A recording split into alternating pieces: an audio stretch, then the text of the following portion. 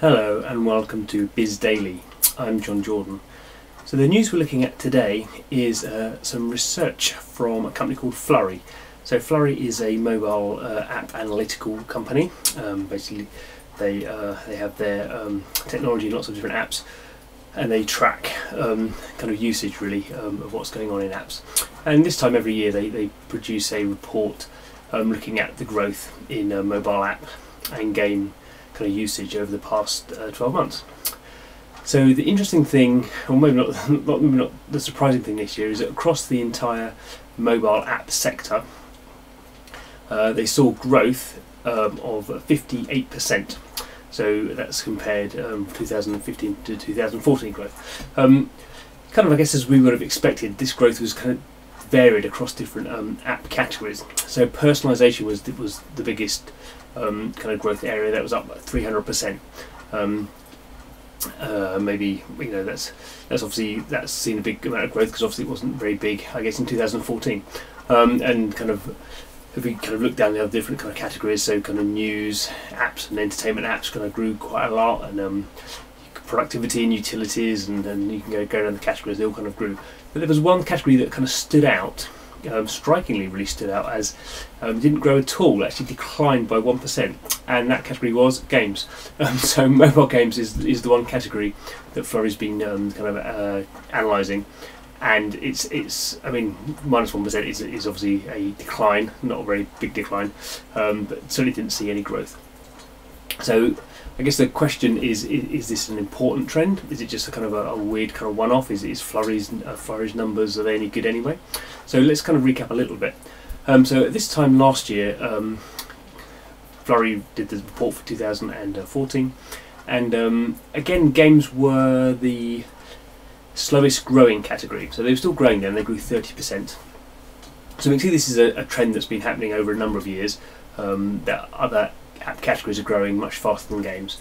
Could we trust Flurry's numbers? Absolutely. Flurry's used by probably, I don't know, kind of a quarter to a third of developers integrate Flurry's SDK. It's now owned by Yahoo, so a very reputable company. It actually at the moment says it tracks 2.1 billion devices globally, so it's obviously a large chunk of the world's smartphones. That's probably all the world's smartphones, I would think. Probably some weird ones in China maybe that isn't tracked, but certainly for North America and Europe, the kind of big markets, Japan, Korea, it's got a pretty good coverage and good data and a good kind of trend understanding. Now, if we can kind of trust these figures, what do they actually mean that the game usage has declined? So we can unpick this a little bit. So actually what Flurry is tracking is the number of sessions. So usage is a kind of quite a broad term, but number of sessions is specific. Obviously you could have, there's kind of some again definition within that. So you could have one game or an app that someone opens once but plays or uses for an hour.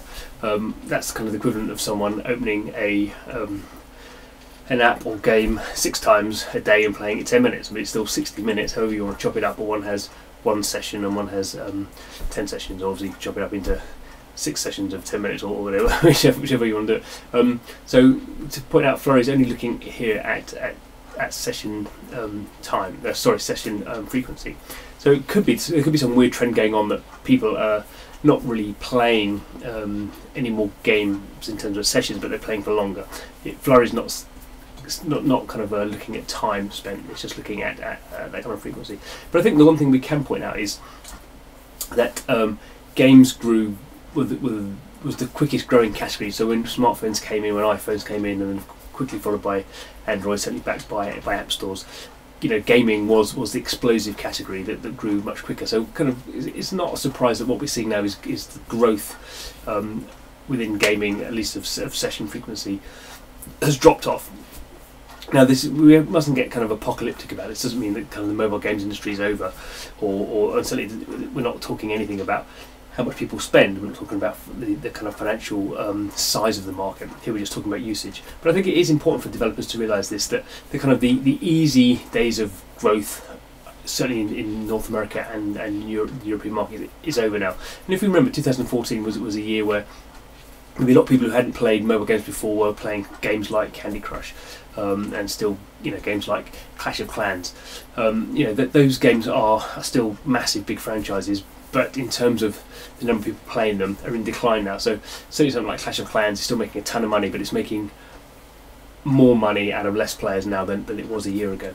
And I think that's going to be the case for a lot of kind of what we call mature games now. So I guess a game like Clash of Clans, or a game like Game of War, or Boom Beach, or a Candy Crush, these kind of games now are in a mature phase. They're not going to suddenly get hundreds of millions of more players, or even tens of millions of more players. Hopefully they're going to retain their players and make more money out of them. But it's kind of a market now where kind of the early growth has been kind of consolidated, has been kind of concreted, I suppose. That's why Activision bought King, because Activision couldn't get the reach King has, because King got not that early into mobile games, but early enough to build a big business.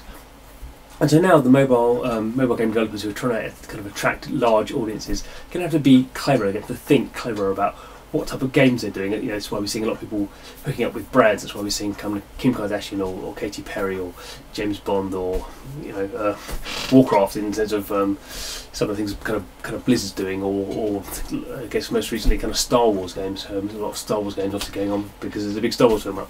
So the growth is still there in financial terms. The market is still growing, but it's much harder to reach those people, and people are basically, if they're gamers, they basically play a certain amount of times a day. You can't play more than a certain amount of times a day. Certainly, there's only 24 hours in a day. Lots of other things to do in the day. Maybe maybe people have got to the stage now where they have their 1 hour, maybe pushing it 2 hours, maybe at weekends a bit more. But that kind of playtime is now embedded into their lifestyle. And games are now going to have to compete amongst themselves to kind of get that game time. Hopefully that means better games for everyone. I mean, that's the good thing for the consumer. Makes it harder for developers, but good for us. So that's the Biz Daily News today. Don't forget to subscribe to our YouTube channel, and I come back tomorrow and we'll see what news is then. Catch you then.